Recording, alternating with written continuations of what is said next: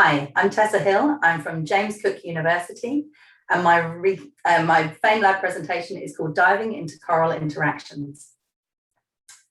Tonight, I want to take you scuba diving on the Great Barrier Reef.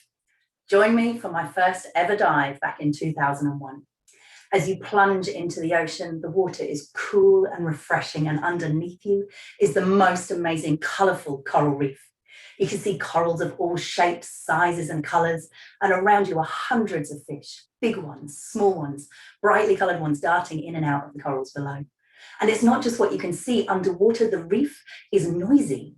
And much of this noise is caused by individuals interacting with each other like fish, crunching on corals or calling for a mate. Think about your typical day.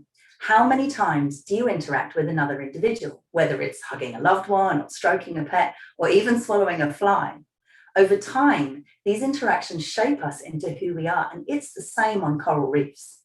These interactions can help determine which species occur where, and yet they're often overlooked by coral reef research.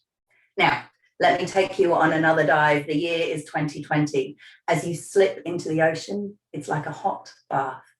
Underneath you, the reef is white.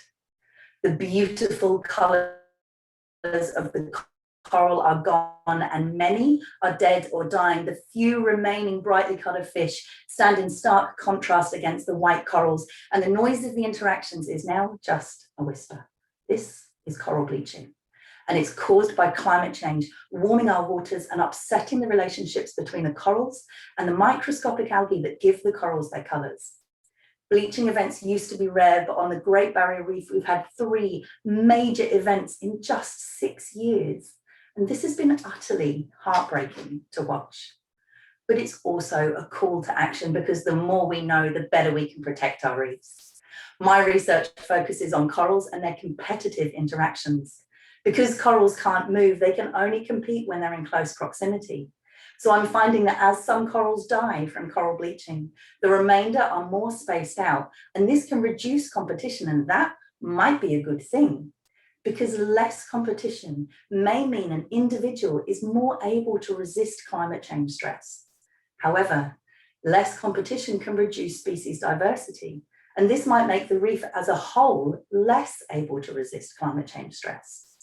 Untangling the consequences of these interactions is a critical step in our ability to predict future challenges on coral reefs. Let me leave you with this. Nearly 60% of the global extinctions and declines in abundance resulting from climate change are caused by the loss of an interaction. So let's stop overlooking these interactions and start listening, because maybe they hold the key to the future of our reefs. Thank you.